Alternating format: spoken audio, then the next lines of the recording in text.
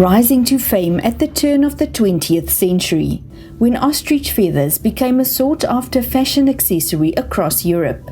Wealthy feather barons built grand sandstone mansions and churches, many still standing today as symbols of prosperity. We will show you the historical buildings that was built from around about 1860, and where we are right now. This is the first sandstone building that was built in 1860 and completed in 1863, and it is called the St. Jude Anglican Church. Sometimes you have this vision, we as humans, we want to know where we're heading to, but for me it's very important to know where you come from.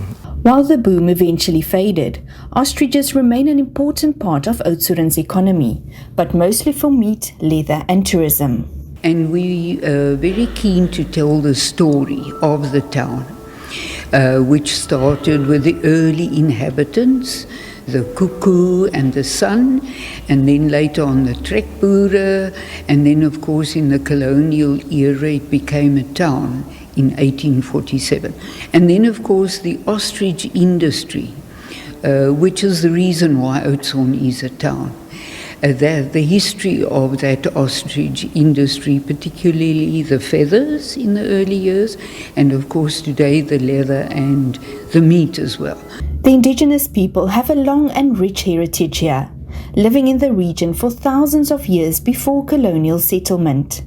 Their rock art, knowledge of medicinal plants, and sustainable way of life remain vital links to the area's cultural identity. Ek sê baie keer vir my kinders ook, as ek hulle nou vertel van die koei. Dan sê ek vir hulle, onthou julle moet die geskiedenis ken op julle vingerpunte. As julle erfenisdag wil vier, dan moet julle nie brei nie, want brei is die erfenis. Sien, jy ding is, jy het 'n geskiedkundige kom vandaan. En dit is hoekom ons opgestaan het en begin praat het. Oudtshoorn also boasts a rich natural heritage rooted in the area's unique flora. The Little Karoo has 3 biodiversity hotspots, something that is not found anywhere else in the world. So we have the succulent karoo, like these small little shrubs, quite dry, never more than about a meter tall. And this we call the succulent karoo biome, and that's an internationally recognized biodiversity hotspot. And then as you go towards the mountains, if you go say towards Buffeldrift, where you get things like spekboom and jacket plum and guarri trees, the vegetation is much taller, often about a meter tall. That is subtropical thicket, which is the second biodiversity hotspot that's recognized.